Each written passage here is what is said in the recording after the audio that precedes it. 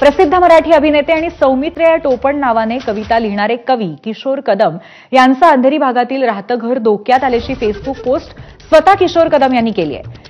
राज्याचे मुख्यमंत्री, उपमुख्यमंत्री आणि सहकार मंत्र्यांना किशोर कदम यांनी मदतीचं आवाहनही केलं।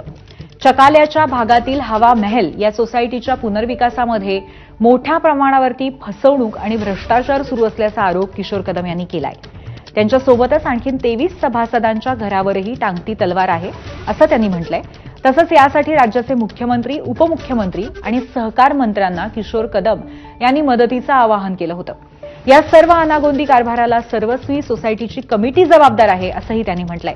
कमिटी सभासदांना अंधारात ठेवत महत्वाची कागदपत्र आणि माहिती लपवतीये असा आरोप त्यांनी केलाय। कलावंत आहे, मी आयुष्यभर घामाचा पैसा करून हप्ते भरून माझं हे घर मिळवलेलं आहे।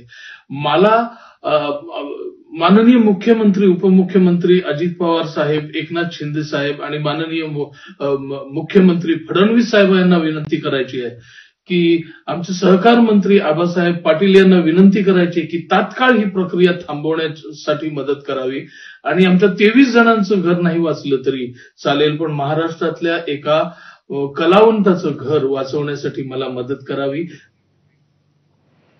आणि किशोर कदमांच्या तक्रारीची मुख्यमंत्र्यांनी दखल घेतली आहे। सहकार सचिव दराडेंना किशोर कदमांशी संपर्क साधण्याचे आदेश मुख्यमंत्र्यांनी दिलेले आहेत। त्यांनी सुद्धा फेसबुक पोस्ट केली। आपण बघूया काय म्हणलेले आहेत मुख्यमंत्री देवेंद्र फडणवीस। किशोरजी, आपली तक्रार मी सहकार सचिव प्रवीण दराडे आणि SRAचे मुख्य कार्यकारी अधिकारी महेंद्र कल्याणकर यांना सांगितली असून त्यांना यात लक्ष घालण्याच्या सूचना दिल्या आहेत, घालण्यास सूचित केलंय किंबहुना।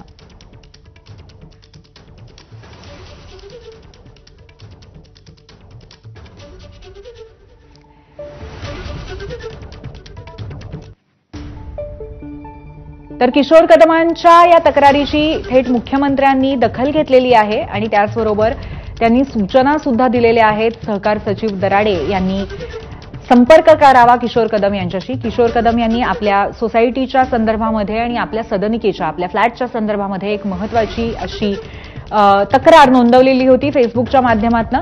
मोठ्या प्रमाणावरती सोसायटीच्या पुनर्विकासामध्ये भ्रष्टाचार आणि फसवणूक सुरू आहे अशा पद्धतीचा हा आरोप होता।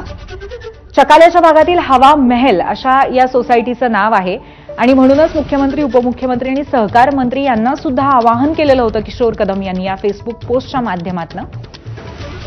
किशोर कदम स्वतः संवेदनशील कवी आणि त्याचबरोबर अभिनेते म्हणून ओळखले जातात। आपल्या भूमिकांच्या माध्यमातून सुद्धा सर्वसामान्यांचे प्रश्न त्यांनी मांडलेले आहेत। नेहमीच सामाजिक आशयाच्या अनेक चित्रपटांतून त्यांनी काम केलेलं आहे आणि स्वतः अभिनेते आणि कवी किशोर कदम आपल्या सोबत सध्या आहेत। आपण त्यांच्याशी या संदर्भात संवाद साधूया।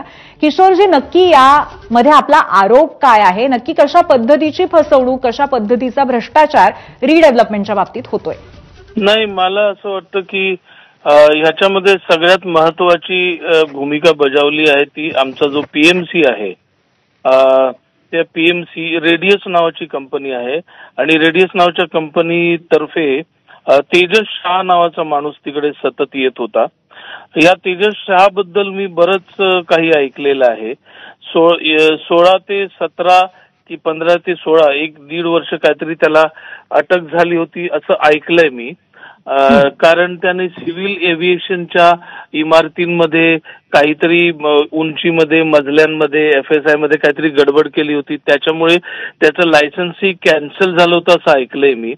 आणि त्याला 2 वर्ष बॅन केलं होतं, ब्लॅकलिस्ट केलं होतं, गुगलवर त्याची माहिती आहे असं ऐकलं होतं मी।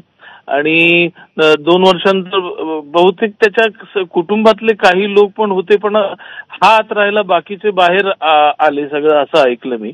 आणि आता तो त्याचं लायसन्स कॅन्सल झालंय पण तो दुसऱ्याच्या लायसन्सवर काम करतो असं ऐकलंय। आणि एवढं होऊन सुद्धा तो जर ज्या कमिटीच्या बायका आहेत त्यांना व्यवस्थित एक्सप्लेन केलेलं नाही किंवा त्यांची दिशाभूल करून त्याने हे सगळं करून घेतलेलं आहे त्यांच्याकडनं।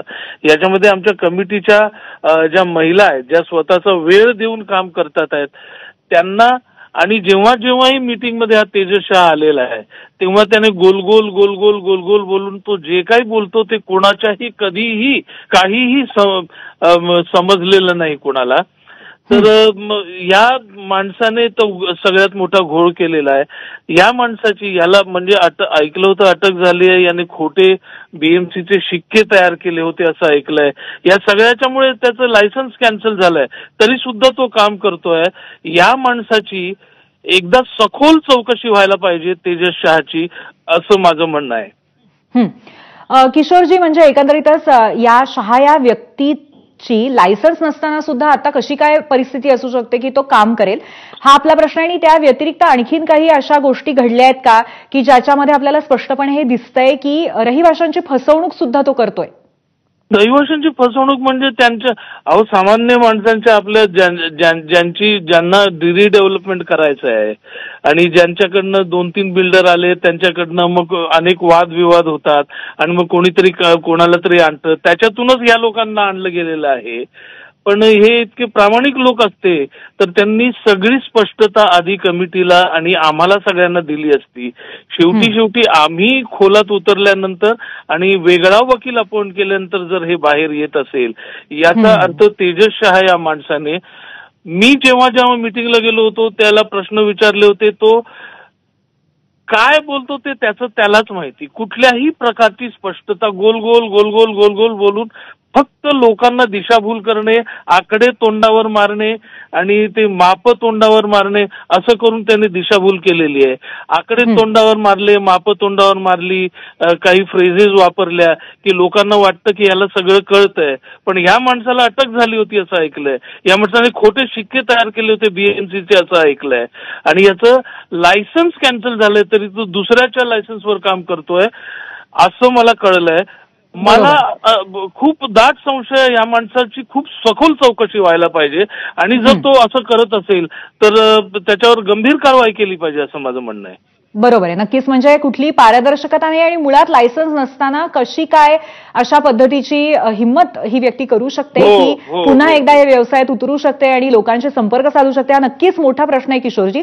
पण मुख्यमंत्र्यांनी आपल्या तक्रारीची फेसबुकवरनं दखल घेतलेली आहे आणि त्याचबरोबर त्यांनी सहकार विभागातनं सुद्धा आपल्याला संपर्क साधावा असं म्हटलंय. तर या बाबतीमध्ये काही हालचाल झाली आहे का? मला मुख्यमंत्र्यांच्या ऑफिसमधनं, उपमुख्यमंत्र्यांच्या ऑफिसमधनं, सहकार मंत्र्यांच्या ऑफिसमधनं सगळ्यांकडनं फोन आले.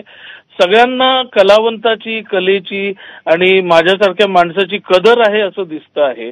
पण हे असे जे लोक आहेत ज्यांचे लायसन्स कॅन्सल झालेले आहेत असे लोक काम करतात ज्यांच्याकडे पैसा असतो आणि सामान्य माणूस त्यांच्या विरोधात बोलायला घाबरतो.